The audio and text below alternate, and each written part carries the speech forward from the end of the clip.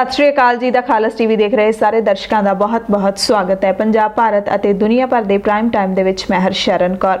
अज दी खास खबरों दे विच अहम यही है कि किसानों ने संघर्ष नूं होर तेज़ करन दा ऐलान कर दिता है। कल केंद्र ने जिस तरीके दे नाल किसानों की बेइज्जती की, उस तो बाद किसानों ने अज जाके चंडीगढ़ दे विच बैठक की अते ऐलान किया कि उस बेइज्जती के रोस विच असीं 17 अक्तूबर नूं पूरे सूबे दे विच प्रधानमंत्री नरेंद्र मोदी के पुतले फूकांगे ते किसानां ने अगली बैठक 20 अक्तूबर नूं भी सद लई है। नवा शहर दे विच किसानां दियां बजुर्ग औरतां ने अणमिथे समय दे लई रिलायंस मॉल दे बाहर धरना ला दिता है। उधर अकाली दल ने भी सिर ते कपा दियां टोकरियां रख के दिल्ली दे विच रोस प्रदर्शन किया। संगरूर दे विच रेल रोको मोर्चे दे उत्ते बैठे एक किसान दी दिल दा दौरा पैण कारण मौत हो गई। ते उधर पंजाब दे मुख मंत्री कैप्टन अमरिंदर सिंह काफ़ी समय बाद करीब 1 महीने दे गैप तो बाद मुड़ तो #AskCaptain दे विच लाइव होए ने। लगदा सी कि मुख मंत्री शायद भुल गए ने, पहला हर फ्राइडे या सैटरडे नूं लाइव हुंदे सी, अज फिर लाइव होए ने। तुसीं सुन सकदे हो, वक्रे तौर ते उन्हां दा वीडियो है जिहड़ा वो चल रहा है। पंजाब दे विच स्कूल खोलण दे हुकम 19 अक्तूबर तो जारी कर दिते गए ने। हस्पतालां दे विच भी OPD खोलण नूं हरी झंडी दे दित्ती गई है। बठिंडा दे विच केंद्रीय मंत्री समृति ईरानी दी वीडियो कॉन्फ्रेंस का आम आदमी पार्टी ने कालियां झंडियां दिखा के विरोध किया। अश्विनी शर्मा दे उत्ते होए हमले दे विच जे किसानां दे खिलाफ केस दर्ज होया तां असीं DGP नूं घेरांगे, अकाली दल ने यह ऐलान किया। उधर डेनमार्क की सरकार ने 10 लाख न्योले मारन का ऐलान कर दिता है। कोरोना वायरस की महामारी के कारण चीन के प्रधानमंत्री ने फौजियां नूं जंग दे लई तैयार रहण दे लई कह दिता है। फौजां अलर्ट ते हाई अलर्ट ते कर दित्तियां ने। विश्व बैंक ने कहा कि दुनिया इस वेले महामंदी तो भी गंभीर हालातां दे विच है। गरीब ते विकासशील मुल्कां दे लई हालात भयानक बने हुए ने।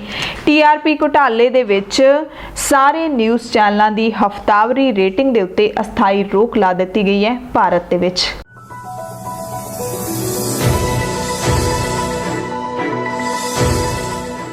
प्राइम टाइम दे विच सब तो पहला पूरे पंजाब दीयां अहम खबरां। पंजाब दे विच किसानी संघर्ष नूं लैके किसान जथेबंदियां दी बैठक हुई अते खेती कानूनां बारे जिहड़ा संघर्ष चल रहा है पंजाब दे विच उस नूं जारी रखण दा फैसला लिया गया।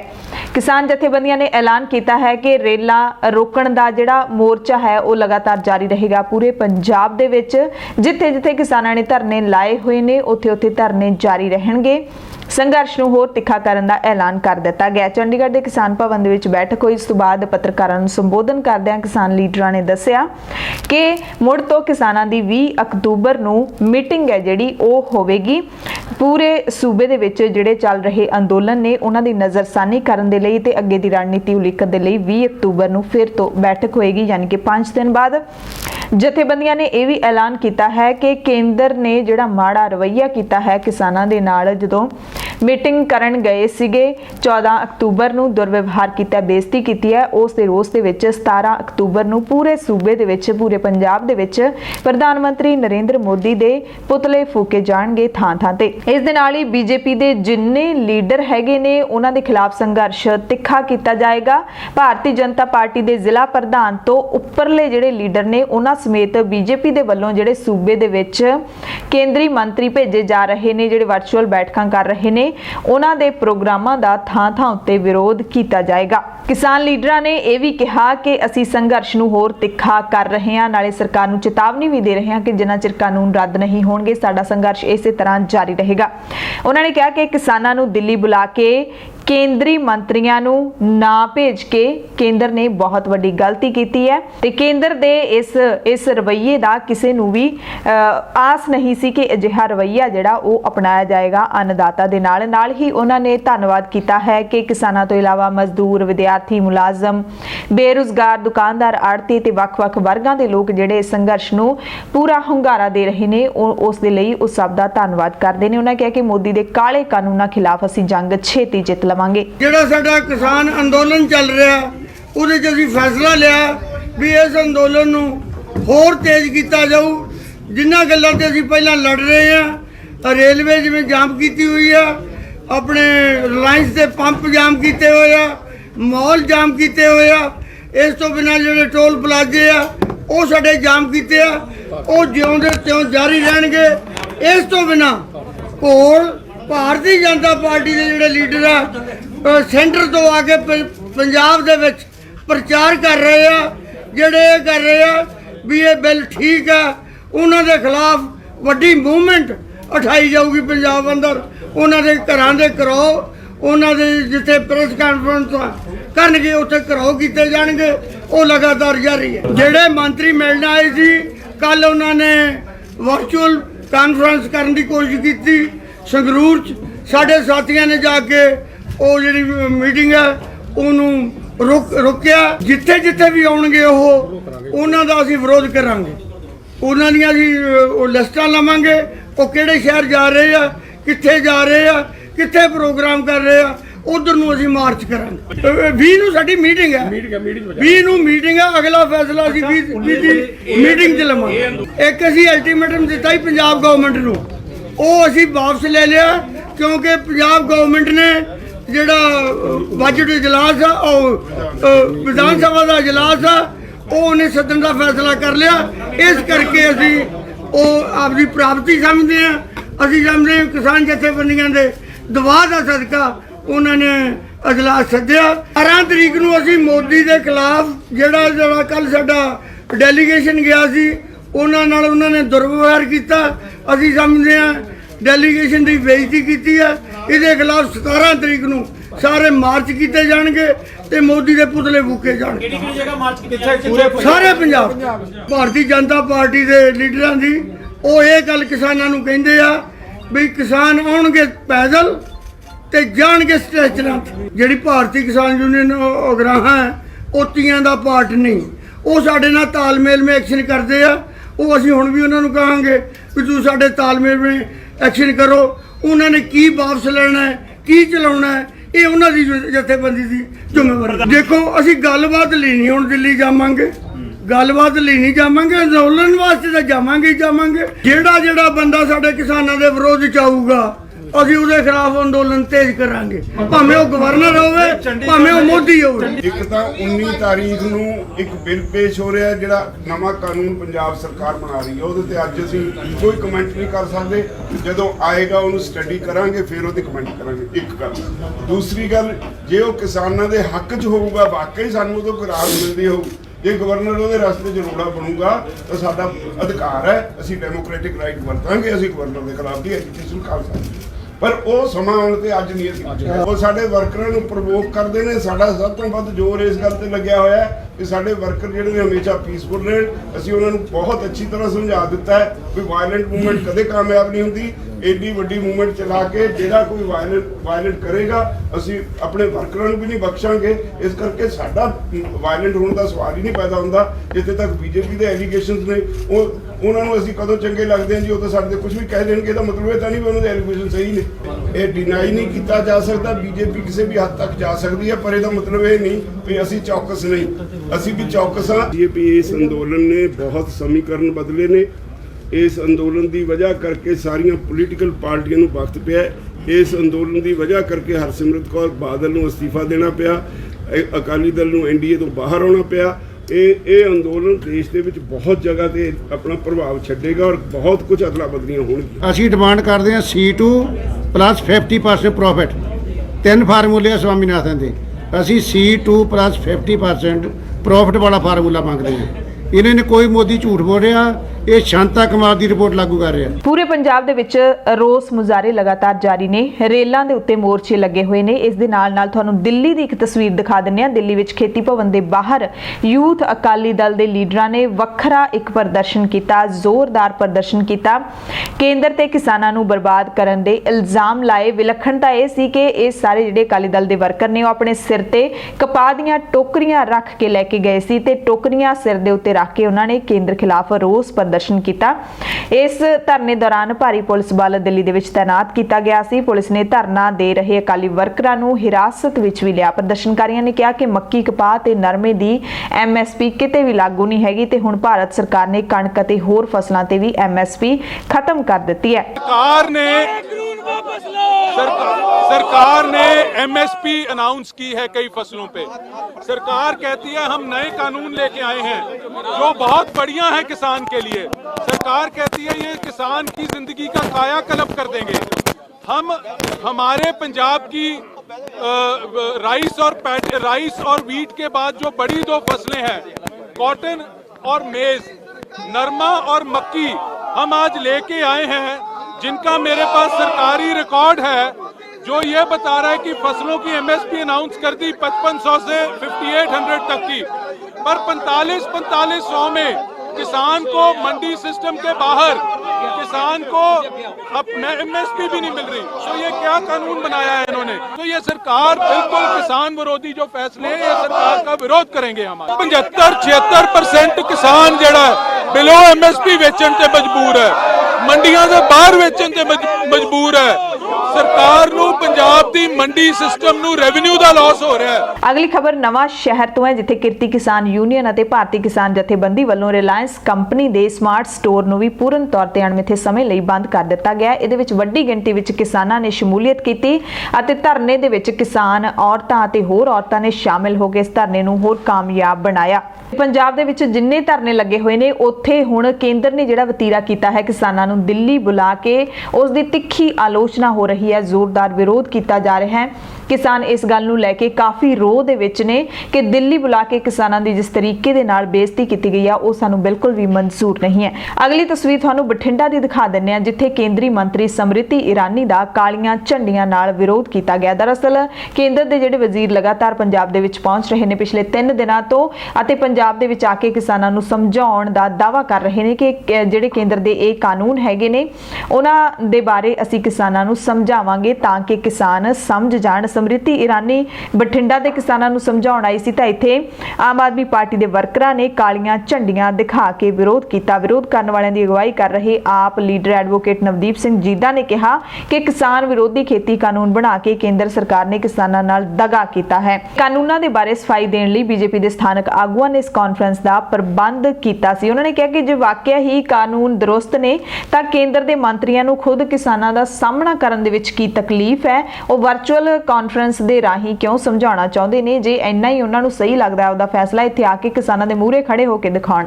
ਅਗਲੀ ਖਬਰ ਬਰਨਾਲਾ ਤੋਂ ਹੈ, ਜਿੱਥੇ ਲਗਾਤਾਰ ਕਿਸਾਨ ਜਿਹੜੇ ਧਰਨੇ ਦੇ ਉੱਤੇ ਡਟੇ ਹੋਏ ਨੇ। ਉਹਨਾਂ ਨੇ ਕਿਹਾ ਕਿ ਖੇਤੀ ਵਿਰੋਧੀ ਕਾਨੂੰਨਾਂ ਨੂੰ ਰੱਦ ਕਰਨ ਦੀ ਬਜਾਏ ਮੋਦੀ ਹਕੂਮਤ ਕਿਸਾਨੀ ਅੰਦੋਲਨ ਨੂੰ ਜਾਣਬੁੱਝ ਕੇ ਸਾਬੋਤਾਜ ਕਰਨਾ ਚਾਹੁੰਦੀ ਹੈ।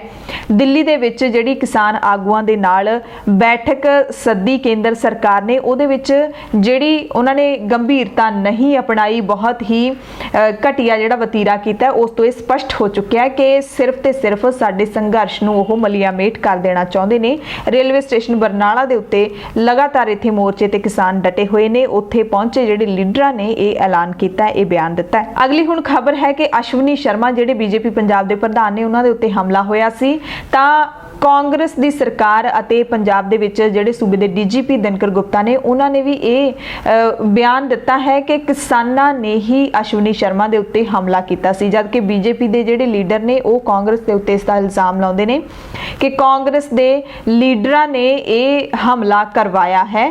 ਪਰ ਡੀਜੀਪੀ ਦਿਨਕਰ ਗੁਪਤਾ ਨੇ 14 ਅਕਤੂਬਰ ਦੀ ਸ਼ਾਮ ਨੂੰ ਇਹ ਬਿਆਨ ਦੇ ਦਿੱਤਾ ਸੀ ਕਿ 25 ਕਿਸਾਨ ਨੇ ਜਿਹੜੇ ਉਹਨਾਂ ਨੇ ਹਮਲਾ ਕੀਤਾ ਸੀ। ਕਿਸਾਨਾਂ ਦੇ ਧਰਨੇ ਦੇ ਵਿੱਚ ਇਹ ਸਾਰੇ ਸ਼ਾਮਲ ਸੀ ਤੇ ਮੁੱਖ ਮੰਤਰੀ ਕੈਪਟਨ ਅਮਰਿੰਦਰ ਸਿੰਘ ਨੇ ਵੀ ਇਸ ਬਿਆਨ ਦੀ ਹਮਾਇਤ ਕੀਤੀ ਸੀ।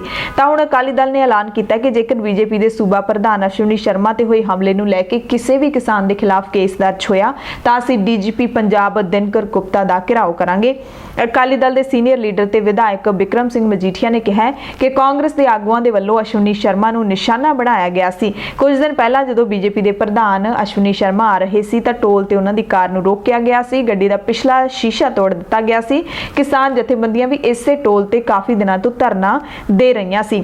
ਸੋ ਮੁੱਖ ਮੰਤਰੀ ਕੈਪਟਨ ਅਮਰਿੰਦਰ ਸਿੰਘ ਨੇ ਇਹ ਗੱਲ ਕਿਸਾਨਾਂ ਦੇ ਸਿਰ ਤੇ ਮੜੀ ਹੈ ਡੀਜੀਪੀ ਦਿਨਕਰ ਗੁਪਤਾ ਦੇ ਬਿਆਨ ਤੋਂ ਬਾਅਦ। ਸੋ ਅਕਾਲੀ ਦਲ ਨੇ ਹੁਣ ਚੇਤਾਵਨੀ ਦਿੱਤੀ ਹੈ ਕਿ ਕਿਸੇ ਵੀ ਕਿਸਾਨ ਖਿਲਾਫ ਕੇਸ ਦਰਜ ਹੋਇਆ ਤਾਂ ਅਸੀਂ ਡੀਜੀਪੀ ਨੂੰ ਘੇਰਾਂਗੇ। ਸੰਗਰੂਰ ਤੋਂ ਖਬਰ ਹੈ, ਜਿੱਥੇ ਰੇਲਵੇ ਸਟੇਸ਼ਨ ਤੇ ਜਿਹੜਾ ਮੋਰਚਾ ਚੱਲ ਰਿਹਾ ਹੈ ਉਸ ਦੇ ਵਿੱਚ ਇੱਕ ਕਿਸਾਨ ਲਾਭ ਸਿੰਘ ਦੀ ਦਿਲ ਦਾ ਦੌਰਾ ਪੈਣ ਦੇ ਕਾਰਨ ਮੌਤ ਹੋ ਗਈ ਹੈ। 65 ਸਾਲਾ ਕਿਸਾਨ ਲਾਭ ਸਿੰਘ ਪਿੰਡ ਭੁੱਲਰ ਹੇੜੀ ਦਾ ਰਹਿਣ ਵਾਲਾ ਸੀ। ਕਿਸਾਨ ਲਾਭ ਸਿੰਘ ਦੀ ਅਚਨਚੇਤ ਇਸ ਤਰ੍ਹਾਂ ਨਾਲ ਹੋਈ ਮੌਤ ਕਾਰਨ ਜਿਹੜੇ ਰੇਲ ਰੋਕੋ ਮੋਰਚਾ ਤਾਂ ਲਗਾਤਾਰ ਜਾਰੀ ਹੈ, ਪਰ ਉੱਥੇ ਬੈਠੇ ਕਿਸਾਨਾਂ ਦੇ ਵਿੱਚ ਸੋਗ ਦੀ ਲਹਿਰ ਜ਼ਰੂਰ ਹੈ, ਕਿਉਂਕਿ ਹੁਣ ਤੱਕ ਕਈ ਕਿਸਾਨਾਂ ਦੀ ਮੌਤ ਇਹਨਾਂ ਮੋਰਚਿਆਂ ਦੇ ਵਿੱਚ ਹੋ ਚੁੱਕੀ ਹੈ। ਕਿਸੇ ਦਾ ਐਕਸੀਡੈਂਟ ਹੋਇਆ ਹੈ ਤੇ ਬਾਕੀ ਸਾਰੇ ਨੇ ਜਿਹੜੇ ਐਕਸੀਡੈਂਟ ਦੇ ਨਾਲ ਹੀ ਮੌਤ ਹੋਈ ਹੈ ਤੇ ਇਹ ਕਿਸਾਨ ਤੇਜ ਸਿੰਘ ਦੀ ਦਿਲ ਦਾ ਦੌਰਾ ਪੈਣ ਦੇ ਕਾਰਨ ਮੌਤ ਹੋਈ ਹੈ। ਪੰਜਾਬ ਦੀਆਂ ਅਹਿਮ ਖਬਰਾਂ ਦੇ ਵਿੱਚ ਅਗਲੀ ਜ਼ਰੂਰੀ ਖਬਰ ਇਹ ਹੈ ਕਿ ਪੰਜਾਬ ਸਰਕਾਰ ਨੇ ਹੁਣ ਫੈਸਲਾ ਆਖਿਰਕਾਰ ਲੈ ਲਿਆ ਹੈ ਕਿ ਪੰਜਾਬ ਦੇ ਵਿੱਚ 19 ਅਕਤੂਬਰ ਤੋਂ ਸਕੂਲ ਖੋਲੇ ਜਾਣਗੇ। ਹਾਲਾਂਕਿ ਕਈ ਖਬਰਾਂ 15 ਅਕਤੂਬਰ ਨੂੰ ਵੀ ਆਈਆਂ ਸੀ ਕਿ ਲੁਧਿਆਣਾ ਦੇ ਵਿੱਚ ਵੀ ਕਈ ਸਕੂਲ ਖੋਲੇ ਗਏ ਨੇ। ਵਿਦਿਆਰਥੀ ਕਾਫੀ ਖੁਸ਼ ਨਜ਼ਰ ਆਏ। 7 ਮਹੀਨਿਆਂ ਬਾਅਦ ਇਹ ਸਕੂਲ ਖੁੱਲੇ ਨੇ। ਪਿਛਲੇ ਦਿਨਾਂ ਦੇ ਵਿੱਚ ਕਾਫੀ ਦੁਚਿੱਤੀ ਵਾਲਾ ਮਾਹੌਲ ਬਣਿਆ ਹੋਇਆ ਸੀ, ਕਾਫੀ ਜਿਹੜਾ ਸਸਪੈਂਸ ਬਣਿਆ ਹੋਇਆ ਸੀ, ਸਕੂਲ ਖੁੱਲਣਗੇ ਨਹੀਂ ਖੁੱਲਣਗੇ। ਫਿਰ ਨੋਟੀਫਿਕੇਸ਼ਨ ਵੀ ਆ ਜਾਂਦਾ ਹੈ ਕਿ ਸਕੂਲ 15 ਅਕਤੂਬਰ ਤੋਂ ਖੋਲਣ ਦੀ ਮਨਜ਼ੂਰੀ ਹੈ। ਫਿਰ ਸਿੱਖਿਆ ਮੰਤਰੀ ਵਿਜੇਂਦਰ ਸਿੰਗਲਾ ਕਹਿ ਦਿੰਦੇ ਨੇ ਕਿ ਸਕੂਲ ਹਲੇ ਨਹੀਂ ਖੋਲੇ ਜਾਣਗੇ। ਸੋ ਹੁਣ ਫਾਈਨਲੀ ਸਰਕਾਰ ਨੇ ਇਹ ਸ਼ਿਓਰਟੀ ਦਵਾਈ ਹੈ ਕਿ 19 ਅਕਤੂਬਰ ਤੋਂ ਸਕੂਲ ਨੇ ਜਿਹੜੇ ਉਹ ਖੋਲੇ ਜਾਣਗੇ, ਪਰ ਸਿਰਫ 9ਵੀਂ ਤੋਂ 12ਵੀਂ ਜਮਾਤ ਤੱਕ ਦੇ ਸਕੂਲ ਖੋਲੇ ਜਾਣਗੇ। ਮਾਪਿਆਂ ਦੀ ਇਜਾਜ਼ਤ ਤੋਂ ਬਿਨਾਂ ਵਿਦਿਆਰਥੀ ਸਕੂਲਾਂ ਦੇ ਵਿੱਚ ਨਹੀਂ ਆ ਸਕਣਗੇ। ਇਹ ਖਾਸ ਤੌਰ ਤੇ ਸਖਤ ਨਿਯਮ ਹੈ ਜਿਹੜਾ ਉਹ ਬਣਾਇਆ ਗਿਆ ਹੈ ਤੇ ਨਾਲ ਹੀ ਸਕੂਲਾਂ ਦੇ ਵਿੱਚ ਸੈਨੀਟਾਈਜੇਸ਼ਨ ਦਾ ਪ੍ਰਬੰਧ, ਜਿਹੜੇ ਸਕੂਲਾਂ ਦੇ ਵਿੱਚ ਹੋਸਟਲ ਹੈ ਉਹਨਾਂ ਨੂੰ ਪੂਰੇ ਤਰੀਕੇ ਦੇ ਨਾਲ ਸਾਫ਼ ਕਰਨ ਦੀ ਹਦਾਇਤ ਹੈ ਜਿਹੜੀ ਉਹ ਦੇ ਦਿੱਤੀ ਗਈ ਹੈ। ਸਕੂਲਾਂ ਦੇ ਵਿੱਚ ਮਾਸਕ ਪਾਉਣਾ ਲਾਜ਼ਮੀ ਹੋਵੇਗਾ। ਪੀਣ ਵਾਲੇ ਪਾਣੀ ਅਤੇ ਹੱਥ ਧੋਣ ਵਾਲੇ ਪਾਣੀ ਦਾ ਖਾਸ ਪ੍ਰਬੰਧ ਕਰਨ ਨੂੰ ਕਿਹਾ ਗਿਆ ਹੈ ਸਰਕਾਰ ਦੀਆਂ ਹਦਾਇਤਾਂ ਦੇ ਵਿੱਚ।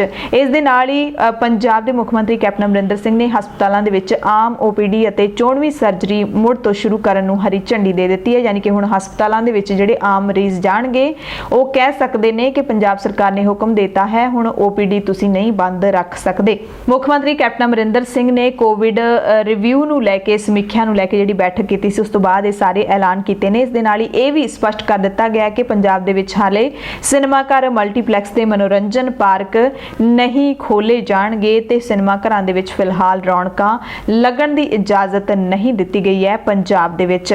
ਅਗਲੀ ਖਬਰ, ਪੰਜਾਬ ਦੇ ਵਿੱਚ ਇੱਕ ਪਿਛਲੇ ਦਿਨੀ ਦਲਿਤ ਨੌਜਵਾਨ ਨਾਲ ਬੁਰੀ ਤਰ੍ਹਾਂ ਦੇ ਨਾਲ ਕੁੱਟਮਾਰ ਕੀਤੀ ਗਈ ਤੇ ਉਸ ਨੂੰ ਪਿਸ਼ਾਬ ਪਿਲਾਉਣ ਦਾ ਮਾਮਲਾ ਸਾਹਮਣੇ ਆਇਆ ਸੀ। ਉਸ ਮਸਲੇ ਦੇ ਵਿੱਚ ਸ਼੍ਰੀ ਮੁਕਤਸਰ ਸਾਹਿਬ ਤੋਂ ਖਬਰ ਹੈ। ਦਰਅਸਲ ਇੱਥੇ ਸਾਬਕਾ ਕੇਂਦਰੀ ਮੰਤਰੀ ਤੇ ਬੀਜੇਪੀ ਦੇ ਸੀਨੀਅਰ ਲੀਡਰ ਵਿਜੇ ਸਾਂਪਲਾ ਅਤੇ ਉਹਨਾਂ ਦੇ ਸਾਥੀ ਮੁਕਤਸਰ ਅਬੋਰ ਰੋਡ ਦੇ ਉੱਪਰ ਪਿੰਡ ਮਹਾਬੱਦਰ ਨੇੜੇ ਜਦੋਂ ਜਾ ਰਹੇ ਸੀ ਤਾਂ ਕਿਸਾਨਾਂ ਨੇ ਇਹਨਾਂ ਦਾ ਭਰਵਾਂ ਵਿਰੋਧ ਕੀਤਾ। ਦਰਅਸਲ ਵਿਜੇ ਸਾਂਪਲਾ ਜਲਾਲਾਬਾਦ ਜਾਣਾ ਚਾਹੁੰਦੇ ਸੀ। ਪੁਲਿਸ ਨੇ ਸੁਰੱਖਿਆ ਕਾਰਨਾਂ ਕਰਕੇ ਉਹਨਾਂ ਨੂੰ ਅੱਗੇ ਜਾਣ ਤੋਂ ਕਿਹਾ। ਸਾਂਪਲਾ ਨੇ ਕਿਹਾ ਕਿ ਅਸੀਂ ਅੱਗੇ ਚੱਲਾਂਗੇ, ਜੇ ਹਿਰਾਸਤ ਵਿੱਚ ਲੈਣਾ ਹੈ ਤਾਂ ਅਸੀਂ ਤਿਆਰ ਹਾਂ। ਸਾਂਪਲਾ ਉੱਥੇ ਹੀ ਧਰਨਾ ਲਾ ਕੇ ਬੈਠ ਗਏ ਕਿਉਂਕਿ ਪੁਲਿਸ ਨਹੀਂ ਚਾਹੁੰਦੀ ਸੀ ਕਿ ਕਿਸਾਨਾਂ ਦੇ ਨਾਲ ਇਹਨਾਂ ਦਾ ਟਕਰਾਅ ਹੋਵੇ। ਬੀਜੇਪੀ ਲੀਡਰਾਂ ਦਾ ਪੂਰੇ ਪੰਜਾਬ ਦੇ ਵਿੱਚ ਘਿਰਾਓ ਹੋ ਰਿਹਾ ਤਾਂ ਉਸ ਤੋਂ ਬਾਅਦ ਫਿਰ ਸਾਬਕਾ ਕੇਂਦਰੀ ਮੰਤਰੀ ਨੂੰ ਪੁਲਿਸ ਨੂੰ ਹਿਰਾਸਤ ਦੇ ਵਿੱਚ ਲੈਣਾ ਪਿਆ ਕਿਉਂਕਿ ਕਿਸਾਨਾਂ ਨੇ ਮੁਕਤਸਰ ਦੇ ਵਿੱਚ ਵਿਰੋਧ ਕਰ ਦਿੱਤਾ ਸੀ। ਅੱਗੇ ਜਲਾਲਾਬਾਦ ਜਾਂਦੇ ਤਾਂ ਉੱਥੇ ਵੀ ਵਿਰੋਧ ਹੋਣਾ ਸੀ। ਦਰਅਸਲ ਪਿੰਡ ਮਹਾਬੱਦਰ ਦੇ ਵਾਸੀ ਅਤੇ BKU ਏਕਤਾ ਉਗਰਾਹਾਂ ਦੇ ਇਕਾਈ ਪ੍ਰਧਾਨ ਨਰਿੰਦਰ ਸਿੰਘ ਨੇ ਦੱਸਿਆ ਕਿ ਧਰਨਾਕਾਰੀ ਕਿਸਾਨਾਂ ਵੱਲੋਂ ਪਿੰਡਾਂ ਦੇ ਵਿੱਚ ਹੋਕੇ ਦਵਾਏ ਗਏ ਨੇ, ਜਿਸ ਕਰਕੇ ਵੱਡੀ ਗਿਣਤੀ ਵਿੱਚ ਕਿਸਾਨ ਮੁਕਤਸਰ ਅਬੋਰ ਰੋਡ ਤੇ ਪਿੰਡ ਮਹਾਬੱਦਰ ਨੇੜੇ ਦਿੱਤੇ ਧਰਨੇ ਦੇ ਵਿੱਚ ਪਹੁੰਚ ਗਏ। ਇਹ BKU ਸਿੱਧੂਪੁਰ ਦੇ ਵੱਲੋਂ ਧਰਨਾ ਦਿੱਤਾ ਗਿਆ ਸੀ। ਧਰਨੇ ਵਿੱਚ ਕਿਸਾਨਾਂ ਨੇ ਸਾਂਪਲਾ ਦੀ ਫੇਰੀ ਨੂੰ ਦਲਿਤ ਪੱਖੀ ਨਹੀਂ ਸਗੋਂ ਕਿਸਾਨ ਵਿਰੋਧੀ ਦੱਸਿਆ। ਸਾਂਪਲਾ ਪਿੰਡਾਂ ਵਿੱਚ ਜਾ ਕੇ ਕਿਸਾਨ ਜਥੇਬੰਦੀਆਂ ਦੇ ਵਿੱਚ ਵਿਰੋਧ ਪੈਦਾ ਕਰਨ ਦੀ ਕੋਸ਼ਿਸ਼ ਕਰ ਰਿਹਾ ਹੈ, ਇਸ ਕਰਕੇ ਉਸ ਦਾ ਵਿਰੋਧ ਕੀਤਾ ਗਿਆ, ਇਹ ਕਿਸਾਨਾਂ ਦਾ ਕਹਿਣਾ। ਦਰਅਸਲ ਵਿਜੇ ਸਾਂਪਲਾ ਉਸ ਨੌਜਵਾਨ ਦੇ ਘਰ ਜਾਣਾ ਚਾਹੁੰਦੇ ਸੀ ਜਿੱਥੇ ਪਿਛਲੇ ਦਿਨੀ ਇੱਕ ਦਲਿਤ ਨੌਜਵਾਨ ਦੀ ਮਾਰ ਕੁਟਾਈ ਹੈ ਜਿਹੜੀ ਉਹ ਬੁਰੇ ਤਰੀਕੇ ਦੇ ਨਾਲ ਕੀਤੀ ਗਈ ਸੀ। ਪਰ ਕਿਸਾਨ ਕਹਿੰਦੇ ਨੇ ਕਿ ਦਲਿਤ ਮੁੱਦੇ ਨੂੰ ਕੈਸ਼ ਕਰਨਾ ਚਾਹੁੰਦੇ ਨੇ। ਇਹ ਸਿਰਫ ਉਸ ਮੁੱਦੇ ਦੀ ਆੜ ਦੇ ਵਿੱਚ ਕਿਸਾਨਾਂ ਦਾ ਸੰਘਰਸ਼ ਮਲੀਆਮੇਟ ਕਰਨਾ ਚਾਹੁੰਦੇ ਨੇ। ਇਸ ਕਰਕੇ ਵਿਜੇ ਸਾਂਪਲਾ ਨੂੰ ਕੋਈ ਵੀ ਤਣਾਅ ਵਾਲੀ ਸਥਿਤੀ ਪੈਦਾ ਹੋਣ ਤੋਂ ਪਹਿਲਾਂ ਹੀ ਪੁਲਿਸ ਨੇ ਹਿਰਾਸਤ ਦੇ ਵਿੱਚ ਲੈ ਲਿਆ ਸੀ।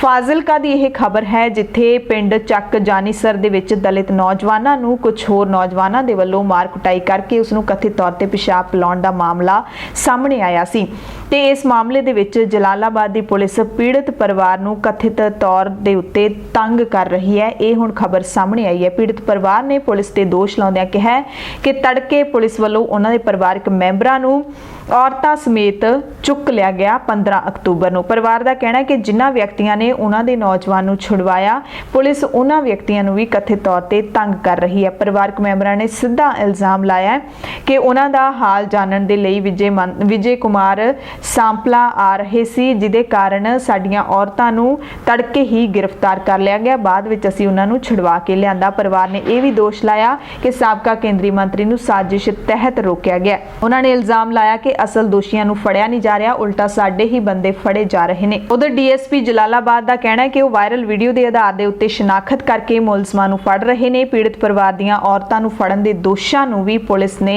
ਨਕਾਰ ਦਿੱਤਾ। ਹੁਣ ਇਸ ਦੇ ਵਿੱਚ ਸੱਚਾਈ ਕੀ ਹੈ, ਇਸ ਬਾਰੇ ਪੁਲਿਸ ਜਾਣਦੀ ਹੈ ਜਾਂ ਫਿਰ ਪਰਿਵਾਰ ਜਾਣਦਾ ਹੈ। ਜੇ ਉਸ ਨੌਜਵਾਨ ਦੀ ਗੱਲ ਕਰ ਲਈਏ ਜਿਸ ਦੇ ਨਾਲ ਇਹ ਘਟਨਾ ਵਾਪਰੀ ਹੈ, 22 ਸਾਲ ਦਾ ਦਲਿਤ ਨੌਜਵਾਨ ਗੁਰਨਾਮ ਸਿੰਘ ਗੋਰਾ ਹੈ। ਮੁਕਤਸਰ ਦੇ ਪਿੰਡ ਚੱਕ ਮਦਰਸਾ ਦਾ ਰਹਿਣ ਵਾਲਾ ਹੈ। ਉਹ ਆਪਣੇ ਭਰਾ ਨੂੰ ਮਿਲਣ ਲਈ ਜ਼ਿਲ੍ਹਾ ਫਾਜ਼ਿਲਕਾ ਦੇ ਪਿੰਡ ਚੱਕ ਜਾਨੀਸਰ ਦੇ ਵਿੱਚ ਗਿਆ ਸੀ। ਉਸਨੇ ਜਾਣਕਾਰੀ ਦਿੱਤੀ ਮੀਡੀਆ ਨੂੰ, ਕਿਹਾ ਕਿ ਮੈਂ ਦੁਹਾਈਆਂ ਦਿੰਦਾ ਰਿਹਾ ਕਿ ਮੈਂ ਚੋਰ ਨਹੀਂ ਆ, ਪਰ ਕਿਸੇ ਨੇ ਮੇਰੀ ਗੱਲ ਨਹੀਂ ਸੁਣੀ। ਹੱਦ ਤਾਂ ਉਦੋਂ ਹੋ ਗਈ ਜਦੋਂ ਮੈਨੂੰ ਬੇਤਹਾਸ਼ਾ ਕੁੱਟਣ ਤੋਂ ਬਾਅਦ ਕੁਝ ਲੋਕਾਂ ਨੇ ਮੈਨੂੰ ਜ਼ਬਰਦਸਤੀ ਪਿਸ਼ਾਬ ਲਾਉਣਾ ਸ਼ੁਰੂ ਕਰ ਦਿੱਤਾ। ਜਦੋਂ ਮੈਂ ਬੇਹੋਸ਼ ਹੋ ਗਿਆ ਤਾਂ ਮੈਨੂੰ ਪਿੰਡ ਦੀ ਧਰਮਸ਼ਾਲਾ ਦੇ ਵਿੱਚ ਛੱਡ ਕੇ ਫਰਾਰ ਹੋ ਗਏ।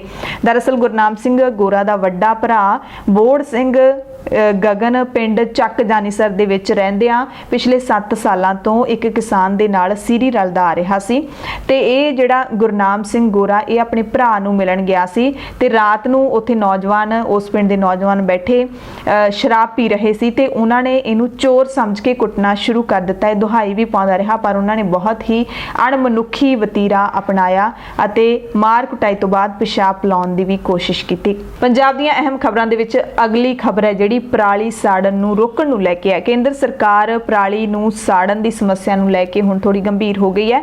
ਪੰਜਾਬ ਤੇ ਹਰਿਆਣਾ ਦੇ ਵਿੱਚ ਵਿਸ਼ੇਸ਼ ਟੀਮਾਂ ਨੇ ਜਿਹੜੀਆਂ ਉਹ ਤਾਇਨਾਤ ਕਰਨ ਦਾ ਹੁਕਮ ਦੇ ਦਿੱਤਾ ਹੈ। ਦਿੱਲੀ, ਰਾਜਸਥਾਨ ਅਤੇ ਯੂਪੀ ਤੇ ਵੀ ਕਹਿੰਦੇ ਕੇਂਦਰ ਸਰਕਾਰ ਦੀ ਨਜ਼ਰ ਹੈ।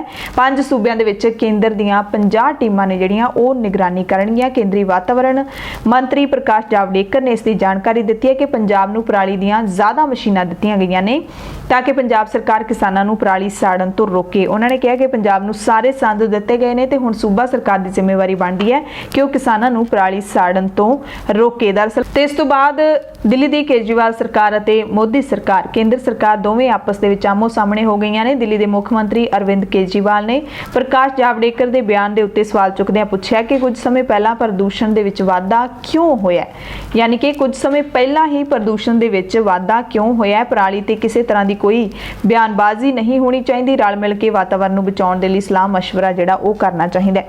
ਅਗਲੀ ਖਬਰ ਜਲੰਧਰ ਤੋਂ ਹੈ ਜਿੱਥੇ ਇੱਕ ਪਿੰਡ ਦੇ ਵਿੱਚ ਲੁਟੇਰਿਆਂ ਨੇ ਬੈਂਕ ਦੇ ਵਿੱਚ ਡਾਕਾ ਵੀ ਮਾਰਿਆ ਅਤੇ ਸੁਰੱਖਿਆ ਗਾਰਡ ਨੂੰ ਵੀ ਗੋਲੀਆਂ ਮਾਰ ਕੇ ਕਤਲ ਕਰ ਦਿੱਤਾ।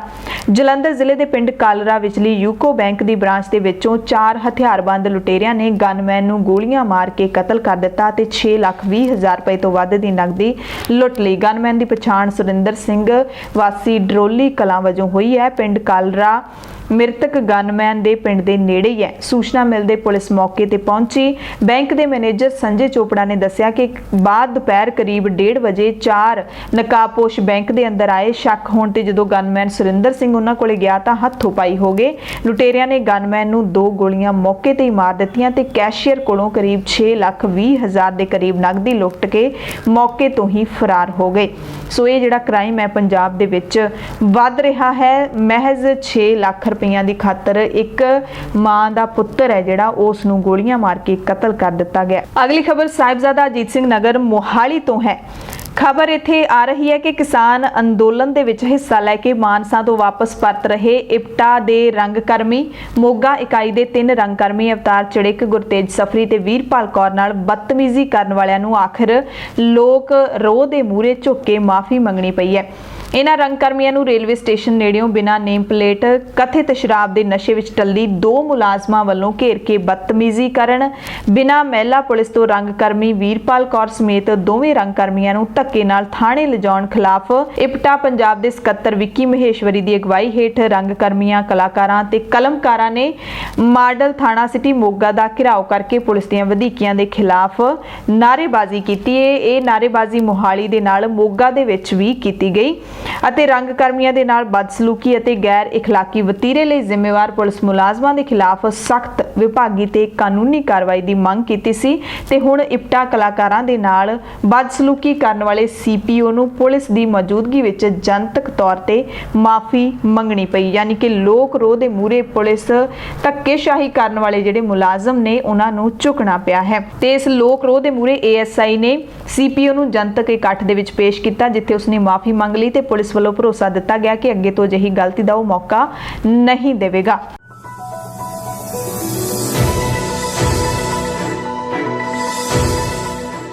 ਪੰਜਾਬ ਦੀਆਂ ਖਬਰਾਂ ਤੋਂ ਬਾਅਦ ਹੁਣ ਭਾਰਤ ਦੀਆਂ ਖਬਰਾਂ ਤੁਹਾਨੂੰ ਸੁਣਾ ਦਿੰਨੇ ਆ। ਖਬਰ ਮੁੰਬਈ ਤੋਂ ਹੈ, ਜਿੱਥੇ ਫਰਜ਼ੀ TRP ਘੁਟਾਲੇ ਤੋਂ ਬਾਅਦ ਬ੍ਰਾਡਕਾਸਟ ਆਡੀਅנס ਰਿਸਰਚ ਕੌਂਸਲ ਯਾਨੀ ਕਿ BARC ਨੇ ਦੇਸ਼ ਦੀਆਂ ਸਾਰੀਆਂ ਭਾਸ਼ਾਵਾਂ ਦੇ ਨਿਊਜ਼ ਚੈਨਲਾਂ ਦੀਆਂ ਹਫ਼ਤਾਵਾਰੀ ਰੇਟਿੰਗਸ ਨੂੰ ਅਸਥਾਈ ਤੌਰ ਤੇ ਮੁਅੱਤਲ ਕਰਨ ਦਾ ਹੁਕਮ ਦੇ ਦਿੱਤਾ ਹੈ। ਕੌਂਸਲ ਨੇ ਕਿਹਾ ਕਿ ਕੌਂਸਲ ਅੰਕੜਿਆਂ ਨੂੰ ਬਿਹਤਰ ਬਣਾਉਣ ਦੇ ਲਈ ਅਜਿਹਾ ਕੀਤਾ ਗਿਆ ਤਾਂ ਜੋ ਫਰਜ਼ੀ ਕੰਮ ਬੰਦ ਹੋ ਜਾਣ। ਤੇ ਉਧਰ ਸੁਪਰੀਮ ਕੋਰਟ ਨੇ ਰਿਪਬਲਿਕ ਮੀਡੀਆ ਗਰੁੱਪ ਨੂੰ TRP ਘਪਲੇ ਸੰਬੰਧੀ ਜਾਰੀ ਸੰਮਨ ਦੇ ਖਿਲਾਫ ਬੰਬੇ ਹਾਈ ਕੋਰਟ ਦੇ ਵਿੱਚ ਜਾਣ ਲਈ ਕਿਹਾ ਗਿਆ। ਸੁਪਰੀਮ ਕੋਰਟ ਨੇ ਮੁੰਬਈ ਪੁਲਿਸ ਵੱਲੋਂ ਜਾਰੀ ਸੰਮਨ ਦੇ ਵਿਰੁੱਧ ਰਿਪਬਲਿਕ TV ਦੇ ਮੁੱਖ ਸੰਪਾਦਕ ਅਰਨਵ ਗੋਸਵਾਮੀ ਦੀ ਪਟੀਸ਼ਨ ਦੇ ਉੱਤੇ ਸੁਣਵਾਈ ਕਰਨ ਤੋਂ ਇਨਕਾਰ ਕਰ ਦਿੱਤਾ।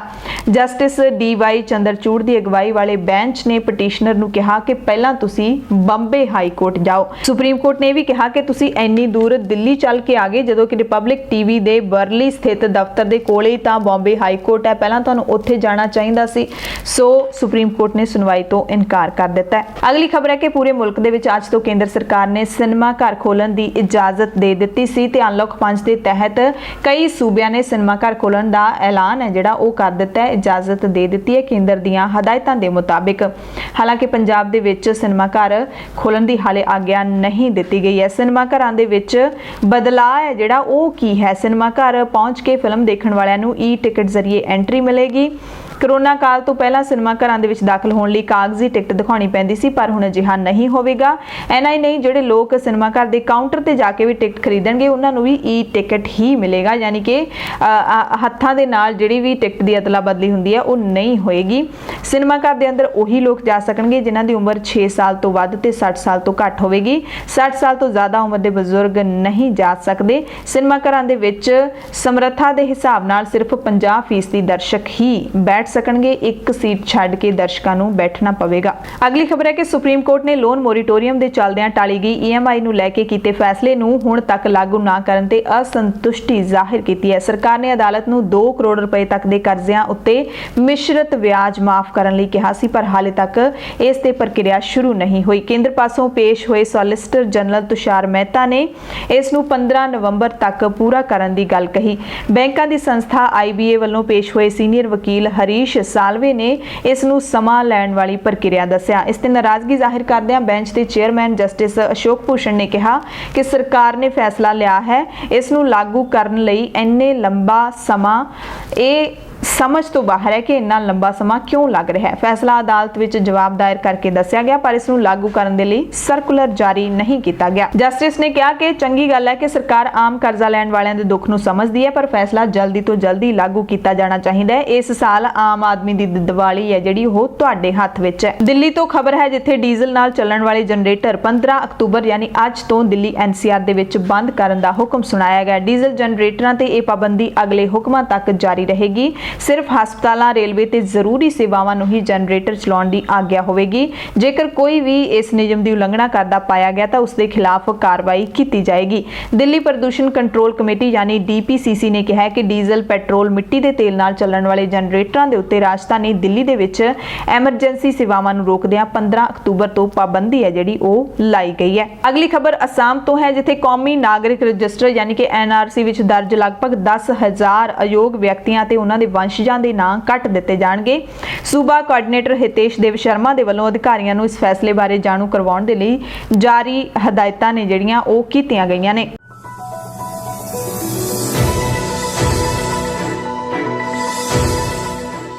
ਪੂਰੀ ਦੁਨੀਆ ਦੀਆਂ ਖਬਰਾਂ ਦੇ ਵਿੱਚ ਸਭ ਤੋਂ ਪਹਿਲਾਂ ਵਿਸ਼ਵ ਬੈਂਕ ਦਾ ਇੱਕ ਬਿਆਨ ਤੁਹਾਨੂੰ ਦੱਸਦੇ ਹਾਂ, ਜਿਹਦੇ ਵਿੱਚ ਵਿਸ਼ਵ ਬੈਂਕ ਦੇ ਪ੍ਰਧਾਨ ਡੇਵਿਡ ਮਾਲਪਾਸ ਨੇ ਕਿਹਾ ਕਿ ਕਰੋਨਾ ਵਾਇਰਸ ਮਹਾਮਾਰੀ ਕਾਰਨ 1930 ਦੇ ਦਹਾਕੇ ਦੀ ਮਹਾਮੰਦੀ ਤੋਂ ਬਾਅਦ ਪੂਰਾ ਵਿਸ਼ਵ ਬਹੁਤ ਹੀ ਗੰਭੀਰ ਮੰਦੀ ਦੇ ਨਾਲ ਜੂਝ ਰਿਹਾ ਹੈ। ਕੋਵਿਡ-19 ਮਹਾਮਾਰੀ ਬਹੁਤ ਸਾਰੇ ਵਿਕਾਸਸ਼ੀਲ ਅਤੇ ਗਰੀਬ ਦੇਸ਼ਾਂ ਦੇ ਲਈ ਭਿਆਨਕ ਘਟਨਾ ਹੈ। ਉਹਨਾਂ ਦੱਸਿਆ ਕਿ ਬਹੁਤ ਸਾਰੇ ਦੇਸ਼ਾਂ ਦੇ ਵਿੱਚ ਕਰਜ਼ੇ ਦਾ ਸੰਕਟ ਗੰਭੀਰ ਹੋ ਰਿਹਾ ਹੈ। ਅੰਤਰਰਾਸ਼ਟਰੀ ਮੁਦਰਾ ਫੰਡ IMF ਅਤੇ ਵਿਸ਼ਵ ਬੈਂਕ ਦੀ ਸਾਲਾਨਾ ਬੈਠਕ ਹੋਈ ਹੈ। ਹੈ। ਇਸ ਮੌਕੇ ਉਹਨਾਂ ਨੇ ਜਾਣਕਾਰੀ ਦਿੱਤੀ ਹੈ ਕਿ ਅਜਿਹੇ ਮੁੱਦਿਆਂ ਦੇ ਉੱਤੇ ਬਹੁਤ ਜ਼ਿਆਦਾ ਧਿਆਨ ਇਸ ਬੈਠਕ ਦੇ ਵਿੱਚ ਦਿੱਤਾ ਗਿਆ। ਮੰਦੀ ਬਹੁਤ ਗੰਭੀਰ ਹੈ। ਮਹਾਮੰਦੀ ਤੋਂ ਬਾਅਦ ਇਹ ਸਭ ਤੋਂ ਵੱਡੀ ਮੰਦੀ ਹੈ। ਬਹੁਤ ਸਾਰੇ ਵਿਕਾਸਸ਼ੀਲ ਦੇਸ਼ਾਂ ਅਤੇ ਗਰੀਬ ਦੇਸ਼ਾਂ ਦੇ ਲਈ ਇਹ ਸੱਚਮੁੱਚ ਇੱਕ ਭਿਆਨਕ ਘਟਨਾ ਹੈ ਤੇ ਵਿਸ਼ਵ ਬੈਂਕ ਨੇ ਵਿਕਾਸਸ਼ੀਲ ਦੇਸ਼ਾਂ ਦੇ ਲਈ ਕੋਵਿਡ-19 ਵੈਕਸੀਨ ਖਰੀਦਣ, ਟੈਸਟਾਂ ਤੇ ਇਲਾਜ ਦੇ ਵਿੱਚ ਮਦਦ ਲਈ 12 ਅਰਬ ਡਾਲਰ ਦੀ ਵਿੱਤੀ ਮਦਦ ਨੂੰ ਪ੍ਰਵਾਨਗੀ ਦਿੱਤੀ ਹੈ। ਇਹ ਪ੍ਰਵਾਨਗੀ 1 ਅਰਬ ਤੋਂ ਵੱਧ ਲੋਕਾਂ ਦੇ ਟੀਕਾਕਰਨ ਦੇ ਵਿੱਚ ਮਦਦ ਦੇ ਮਕਸਦ ਦੇ ਨਾਲ ਦਿੱਤੀ ਗਈ ਹੈ। ਬੈਂਕ ਦੇ ਵੱਲੋਂ ਜਾਰੀ ਬਿਆਨ ਦੇ ਵਿੱਚ ਕਿਹਾ ਗਿਆ ਕਿ 12 ਅਰਬ ਡਾਲਰ ਦੀ ਇਹ ਮਦਦ 160 ਅਰਬ ਡਾਲਰ ਦੇ ਵਿਸ਼ਵ ਬੈਂਕ ਗਰੁੱਪ ਪੈਕੇਜ ਦਾ ਹਿੱਸਾ ਹੈ, ਜਿਹਦੇ ਨਾਲ ਵਿਕਾਸਸ਼ੀਲ ਦੇਸ਼ਾਂ ਨੂੰ ਕੋਵਿਡ-19 ਦੀ ਮਹਾਮਾਰੀ ਨਾਲ ਲੜਨ ਦੇ ਵਿੱਚ ਮਦਦ ਮਿਲੇਗੀ। ਵਿਸ਼ਵ ਬੈਂਕ ਦੇ ਮੁਤਾਬਿਕ ਉਸਦੇ ਕੋਵਿਡ-19 ਐਮਰਜੈਂਸੀ ਰਿਸਪਾਂਸ ਪ੍ਰੋਗਰਾਮ ਹੁਣ ਤੱਕ 111 ਦੇਸ਼ਾਂ ਤੱਕ ਪਹੁੰਚ ਚੁੱਕੇ ਨੇ। ਅਗਲੀ ਖਬਰ ਡੈਨਮਾਰਕ ਤੋਂ ਹੈ। ਕੋਰੋਨਾ ਵਾਇਰਸ ਦੇ ਨਾਲ ਹੀ ਜੁੜੀ ਹੋਈ ਖਬਰ ਹੈ, ਕਿਉਂਕਿ ਡੈਨਮਾਰਕ ਦੀ ਸਰਕਾਰ ਨੇ ਕੋਰੋਨਾ ਵਾਇਰਸ ਦੀ ਲਾਗ ਨੂੰ ਰੋਕਣ ਦੇ ਲਈ 10 ਲੱਖ ਨਿਓਲੇ ਮਾਰਨ ਦਾ ਫੈਸਲਾ ਕੀਤਾ ਹੈ। ਸਰਕਾਰ ਨੇ ਇਸ ਸੰਬੰਧੀ ਦੇਸ਼ ਭਰ ਦੇ ਖੇਤ ਮਾਲਕਾਂ ਨੂੰ ਆਦੇਸ਼ ਦਿੱਤੇ ਨੇ ਤੇ ਇਹ ਫੈਸਲਾ ਜਾਨਵਰਾਂ ਦੇ ਵਿੱਚ ਕੋਵਿਡ-19 ਦੇ ਫੈਲਣ ਦੇ ਖਦਸ਼ੇ ਤੋਂ ਬਾਅਦ ਲਿਆ ਗਿਆ। ਯੂਐਸ ਦੇ ਖੇਤੀਬਾੜੀ ਵਿਭਾਗ ਨੇ ਡੈਨਮਾਰਕ ਦੇ ਉੱਤਰੀ ਜੁਟਲੈਂਡ ਦੇ ਇੱਕ ਫਾਰਮ ਤੋਂ ਕੋਵਿਡ-19 ਦੀ ਲਾਗ ਬਾਰੇ ਜਾਣਕਾਰੀ ਦਿੱਤੀ। ਰਿਪੋਰਟ ਦੇ ਵਿੱਚ ਦੱਸਿਆ ਗਿਆ ਕਿ ਨਿਓਲੇ ਦੇ ਖੇਤ ਵਿੱਚ ਕੰਮ ਕਰਨ ਵਾਲੇ ਵਿਅਕਤੀਆਂ ਦੇ ਵਿੱਚ ਕੋਰੋਨਾ ਵਾਇਰਸ ਹੋਣ ਦੀ ਪੁਸ਼ਟੀ ਹੋਈ ਹੈ। ਰਿਪੋਰਟ ਸਾਹਮਣੇ ਆਉਣ ਤੋਂ ਬਾਅਦ ਡੈਨਮਾਰਕ ਦੀ ਸਰਕਾਰ ਨੇ ਨਿਓਲਿਆਂ ਦੇ ਫਾਰਮ ਤੋਂ ਨਮੂਨੇ ਇਕੱਠੇ ਕਰਨੇ ਸ਼ੁਰੂ ਕਰ ਦਿੱਤੇ ਨੇ ਤੇ ਇਸ ਦੌਰਾਨ 34 ਨਿਓਲਿਆਂ ਦੇ ਨਮੂਨਿਆਂ ਦੀ ਜਾਂਚ ਵਿੱਚ ਕੋਰੋਨਾ ਵਾਇਰਸ ਦੀ ਲਾਗ ਦੀ ਪੁਸ਼ਟੀ ਹੋਈ ਹੈ। ਉਸ ਤੋਂ ਬਾਅਦ ਸਰਕਾਰ ਨੇ ਨਿਓਲਿਆਂ ਦੇ ਫਾਰਮ ਦੇ ਵਿੱਚ ਕੋਵਿਡ-19 ਨੂੰ ਰੋਕਣ ਲਈ ਪਾਬੰਦੀਆਂ ਤੇ ਉਪਾਅ ਲਾਗੂ ਕਰ ਦਿੱਤੇ ਨੇ। ਅਕਤੂਬਰ ਦੇ ਸ਼ੁਰੂ ਵਿੱਚ ਲਾਗ ਦੇ ਮਾਮਲਿਆਂ ਦੇ ਵਿੱਚ ਬੇਮਿਸਾਲ ਵਾਧਾ ਹੋਇਆ ਹੈ ਡੈਨਮਾਰਕ ਦੇ ਵਿੱਚ। ਤੇ ਸਰਕਾਰ ਦੇ ਇਸ ਫੈਸਲੇ ਤੋਂ ਬਾਅਦ ਗੁੱਸੇ ਵਿੱਚ ਆਏ ਡੈਨਮਾਰਕ ਦੇ ਸੈਂਕੜੇ ਲੋਕਾਂ ਨੇ 10 ਲੱਖ ਨਿਓਲਿਆਂ ਦੀ ਹੱਤਿਆ ਦੇ ਫੈਸਲੇ ਦੀ ਖਬਰ ਦੀ ਆਲੋਚਨਾ ਕਰਨੀ ਸ਼ੁਰੂ ਕਰ ਦਿੱਤੀ। ਸਰਕਾਰ ਦੀ ਆਲੋਚਨਾ ਕਰਨੀ ਸ਼ੁਰੂ ਕਰ ਦਿੱਤੀ ਤੇ ਜਿਵੇਂ ਹੀ ਡੈਨਮਾਰਕ ਦੀ ਸਰਕਾਰ ਨੇ ਇਹ ਫੈਸਲਾ ਲਿਆ, ਐਲਾਨ ਕੀਤਾ, ਉਸ ਤੋਂ ਬਾਅਦ ਗੁੱਸੇ ਵਿੱਚ ਆਏ ਲੋਕਾਂ ਨੇ 10 ਲੱਖ ਨਿਓਲਿਆਂ ਦੇ ਕਤਲ ਦੇ ਫੈਸਲੇ ਕਾਰਨ ਡੈਨਮਾਰਕ ਦੀ ਸਰਕਾਰ ਦਾ ਵਿਰੋਧ ਕਰਨਾ ਸ਼ੁਰੂ ਕਰ ਦਿੱਤਾ ਹੈ ਸੋਸ਼ਲ ਮੀਡੀਆ ਦੇ ਉੱਤੇ। ਹਾਲਾਂਕਿ ਜਿਹੜੇ ਡੈਨਮਾਰਕ ਦੇ ਲੋਕ ਨੇ, ਸਥਾਨਕ ਲੋਕ ਨੇ, ਉਹਨਾਂ ਨੇ ਸਰਕਾਰ ਦੇ ਇਸ ਕਦਮ ਦਾ ਜ਼ਿਆਦਾਤਰ ਸਮਰਥਨ ਕੀਤਾ। ਉਹਨਾਂ ਨੇ ਕਿਹਾ ਕਿ ਮੁਸ਼ਕਿਲ ਹਾਲਾਤਾਂ ਦੇ ਵਿੱਚ ਪਹਿਲਾਂ ਮਨੁੱਖਾਂ ਦੀ ਸਿਹਤ ਨੂੰ ਪਹਿਲ ਹੈ ਉਹ ਦਿੱਤੀ ਜਾਣੀ ਚਾਹੀਦੀ ਹੈ। ਖਬਰ ਅਮਰੀਕਾ ਤੋਂ ਹੈ, ਜਿੱਥੇ ਰਾਸ਼ਟਰਪਤੀ ਡੋਨਾਲਡ ਟਰੰਪ ਨੇ ਰਾਸ਼ਟਰਪਤੀ ਚੋਣਾਂ ਦੇ ਵਿੱਚ ਆਪਣੇ ਵਿਰੋਧੀ ਉਮੀਦਵਾਰ ਜੋ ਬਾਈਡਨ ਨੂੰ ਅਮਰੀਕਾ ਦੇ ਇਤਿਹਾਸ ਵਿੱਚ ਸਭ ਤੋਂ ਮਾੜਾ ਉਮੀਦਵਾਰ ਕਰਾਰ ਦਿੱਤਾ ਹੈ। ਡੈਮੋਕ੍ਰੈਟਿਕ ਆਗੂ ਵੱਲੋਂ ਹਾਲ ਹੀ ਵਿੱਚ ਕੀਤੀਆਂ ਗਈਆਂ ਕੁਝ ਗਲਤੀਆਂ ਦਾ ਜ਼ਿਕਰ ਵੀ ਕੀਤਾ ਗਿਆ। ਟਰੰਪ ਨੇ ਕਿਹਾ ਕਿ ਮੈਂ ਅਮਰੀਕੀ ਚੋਣਾਂ ਦੇ ਇਤਿਹਾਸ ਵਿੱਚ ਅੱਜ ਤੱਕ ਦੇ ਸਭ ਤੋਂ ਮਾੜੇ ਉਮੀਦਵਾਰ ਦੇ ਖਿਲਾਫ ਲੜ ਰਿਹਾ। ਤੁਸੀਂ ਜਾਣਦੇ ਹੋ ਉਹ ਕੀ ਕਰਦੇ ਨੇ, ਉਸ ਤੋਂ ਮੇਰੇ ਤੇ ਵਧੇਰੇ ਦਬਾਅ ਪੈਂਦਾ ਹੈ ਕਿ ਤੁਸੀਂ ਕਲਪਨਾ ਕਰ ਸਕਦੇ ਹੋ ਕਿ ਤੁਸੀਂ ਅਜਿਹੇ ਵਿਅਕਤੀ ਤੋਂ ਹਾਰ ਜਾਓ। ਟਰੰਪ ਨੇ ਉਸ ਗੱਲ ਦਾ ਵੀ ਜ਼ਿਕਰ ਕੀਤਾ ਕਿ ਹਾਲ ਹੀ ਵਿੱਚ ਕਿਵੇਂ ਬਾਈਡਨ ਸਾਬਕਾ ਰਿਪਬਲਿਕਨ ਉਮੀਦਵਾਰ ਮਿਟ ਰੋਮਨੀ ਦਾ ਨਾਮ ਹੀ ਭੁੱਲ ਗਏ। ਉਹਨਾਂ ਨੇ ਕਿਹਾ ਕਿ ਵਿਸ਼ਵਾਸ ਨਾ ਕਰਨ ਯੋਗ ਕਿੰਨੀ ਮਾੜੀ ਤੇ ਸ਼ਰਮ ਵਾਲੀ ਗੱਲ ਹੈ। ਉਹਨਾਂ ਕਿਹਾ ਕਿ ਜੇਕਰ ਬਾਈਡਨ ਨੂੰ ਤੁਸੀਂ ਇਹ ਚੋਣਾਂ ਜਿਤਾ ਦਿੰਦੇ ਹੋ ਤਾਂ ਬਾਗੀ ਖੱਬੇ ਪੱਖੀ ਸੱਤਾ ਦੇ ਉੱਤੇ ਕਾਬਜ਼ ਹੋ ਜਾਣਗੇ। ਖਬਰ ਅਫਗਾਨਿਸਤਾਨ ਤੋਂ ਹੈ, ਜਿੱਥੇ ਦੱਖਣੀ ਹੇਲਮੰਡ ਸੂਬੇ ਦੇ ਵਿੱਚ ਜ਼ਖਮੀ ਸੈਨਿਕਾਂ ਨੂੰ ਲਿਜਾ ਰਹੇ ਅਫਗਾਨੀ ਫੌਜ ਦੇ 2 ਹੈਲੀਕਾਪਟਰ ਹਾਦਸਾਗ੍ਰਸਤ ਹੋ ਗਏ। ਹਾਦਸੇ ਵਿੱਚ ਅਫਗਾਨੀ ਫੌਜ ਦੇ 9 ਮੈਂਬਰ ਹਲਾਕ ਹੋ ਗਏ। ਇਹ ਜਾਣਕਾਰੀ ਦੇਸ਼ ਦੇ ਰੱਖਿਆ ਮੰਤਰਾਲੇ ਨੇ ਦਿੱਤੀ ਹੈ। ਖਬਰ ਚੀਨ ਤੋਂ ਹੈ, ਜਿੱਥੇ ਜਾਣਕਾਰੀ ਮਿਲ ਰਹੀ ਹੈ ਉੱਥੋਂ ਦੇ ਮੀਡੀਆ ਦੇ ਮੁਤਾਬਿਕ ਕਿ ਚੀਨ ਯੁੱਧ ਲਈ ਤਿਆਰ ਹੋ ਗਿਆ ਤੇ ਚੀਨੀ ਰਾਸ਼ਟਰਪਤੀ ਸ਼ੀ ਜਿਨਪਿੰਗ ਨੇ ਆਪਣੀ ਫੌਜ ਨੂੰ ਯੁੱਧ ਦੇ ਲਈ ਤਿਆਰ ਰਹਿਣ ਦੇ ਲਈ ਕਹਿ ਦਿੱਤਾ ਹੈ। ਚੀਨ ਦੇ ਗੁਆਂਗਡੋਂਗ ਇਲਾਕੇ ਦੇ ਵਿੱਚ ਫੌਜੀ ਅੱਡੇ ਦੇ ਦੌਰੇ ਦੌਰਾਨ ਸ਼ੀ ਜਿਨਪਿੰਗ ਨੇ ਇਹ ਬਿਆਨ ਦਿੱਤਾ ਹੈ। ਸ਼ੀ ਜਿਨਪਿੰਗ ਨੇ ਫੌਜ ਨੂੰ ਯੁੱਧ ਲਈ ਤਿਆਰ ਰਹਿਣ ਤੇ ਹਮੇਸ਼ਾ ਹਾਈ ਅਲਰਟ ਦੀ ਸਥਿਤੀ ਵਿੱਚ ਰਹਿਣ ਦੇ ਲਈ ਕਿਹਾ ਹੈ।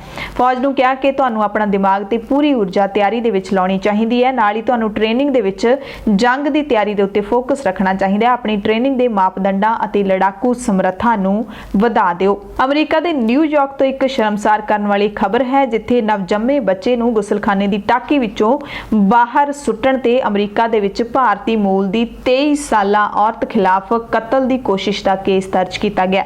ਸੁਬਿਤਾ ਡੁਕਰਾਮ ਨਿਊਯਾਰਕ ਦੇ ਕੁਈਨਸ ਦੇ ਵਿੱਚ ਰਹਿੰਦੀ ਹੈ ਤੇ ਜਦੋਂ ਨਹਾ ਰਹੀ ਸੀ ਉਹਨੇ ਇੱਕ ਲੜਕੇ ਨੂੰ ਜਨਮ ਦਿੱਤਾ। ਇਸ ਤੋਂ ਬਾਅਦ ਉਹ ਸਹਿਮ ਗਈ ਤੇ ਬੱਚੇ ਨੂੰ ਟਾਕੀ ਵਿੱਚੋਂ ਬਾਹਰ ਗਲੀ ਦੇ ਵਿੱਚ ਸੁੱਟ ਦਿੱਤਾ। ਨਿਊਯਾਰਕ ਪੋਸਟ ਦੀ ਖਬਰ ਦੇ ਮੁਤਾਬਿਕ ਇਹ ਤੁਹਾਨੂੰ ਸੁਣਾ ਰਹੇ ਹਾਂ। ਖਬਰਾਂ ਦੇ ਮੁਤਾਬਿਕ ਬੱਚਾ ਹੁਣ ਵੈਂਟੀਲੇਟਰ ਉੱਤੇ ਹੈ ਅਤੇ ਜਿਹੜੇ ਆਲੇ ਦੁਆਲੇ ਦੇ ਲੋਕ ਨੇ, ਗੁਆਂਢੀ ਨੇ ਜਾਂ ਫਿਰ ਪੁਲਿਸ ਆ, ਉਹਨਾਂ ਨੇ ਕਿਹਾ ਕਿ ਆਪਣੇ ਘਿਨਾਉਣੇ ਅਪਰਾਧ ਨੂੰ ਲੁਕਾਉਣ ਦੇ ਲਈ ਇਹ ਲੜਕੀ ਹੈ ਜਿਹੜੀ ਉਹ ਕਈ ਝੂਠੇ ਬਿਆਨ ਦੇ ਰਹੀ ਹੈ। ਅਗਲੀ ਖਬਰ ਪੈਰਿਸ ਤੋਂ ਹੈ, ਜਿੱਥੇ ਸਿੱਖ ਫੈਡਰੇਸ਼ਨ ਫਰਾਂਸ ਅਤੇ ਇੰਟਰਨੈਸ਼ਨਲ ਸਿੱਖ ਕੌਂਸਲ ਫਰਾਂਸ ਦੇ ਵੱਲੋਂ ਸੰਗਤ ਦੇ ਸਹਿਯੋਗ ਦੇ ਨਾਲ ਭਾਈ ਹਰਜਿੰਦਰ ਸਿੰਘ ਜਿੰਦਾ, ਸੁਖਦੇਵ ਸਿੰਘ ਸੁਖਾ ਅਤੇ ਸਾਰੇ ਸ਼ਹੀਦਾਂ ਦੀ ਯਾਦ ਦੇ ਵਿੱਚ ਗੁਰਦੁਆਰਾ ਸਿੰਘ ਸਭਾ ਬੋਬੀਨੀ ਦੇ ਵਿੱਚ ਅਰਦਾਸ ਸਮਾਗਮ ਕਰਵਾਇਆ ਗਿਆ। ਅਖੰਡ ਪਾਠ ਸਾਹਿਬ ਦੇ ਭੋਗ ਪਾਏ ਗਏ। ਅਤੇ ਸ਼ਹੀਦਾਂ ਨੂੰ ਸ਼ਰਧਾਂਜਲੀ ਹੈ ਜਿਹੜੀ ਉਹ ਦਿੱਤੀ ਗਈ। ਪੰਜਾਬ, ਭਾਰਤ ਅਤੇ ਦੁਨੀਆ ਭਰ ਦੇ ਪ੍ਰਾਈਮ ਟਾਈਮ ਦੇ ਵਿੱਚ ਤੁਹਾਡੇ ਸਭ ਤੋਂ ਇਜਾਜ਼ਤ ਚਾਹੁੰਦੇ ਆ। ਤੁਸੀਂ ਸਾਰੇ ਆਪਣਾ ਧਿਆਨ ਰੱਖਿਓ, ਲੋੜਵੰਦਾਂ ਦੀ ਮਦਦ ਕਰਦੇ ਰਹੋ। ਕਿਸਾਨਾਂ ਦੇ ਸੰਘਰਸ਼ ਦੇ ਵਿੱਚ ਜਿੰਨਾ ਵੀ ਯੋਗਦਾਨ ਤੁਸੀਂ ਪਾ ਸਕਦੇ ਹੋ ਜ਼ਰੂਰ ਪਾਓ। ਅਫਵਾਹਾਂ ਤੋਂ ਜ਼ਰੂਰ ਬਚ ਕੇ ਰਹੋ। ਧੰਨਵਾਦ।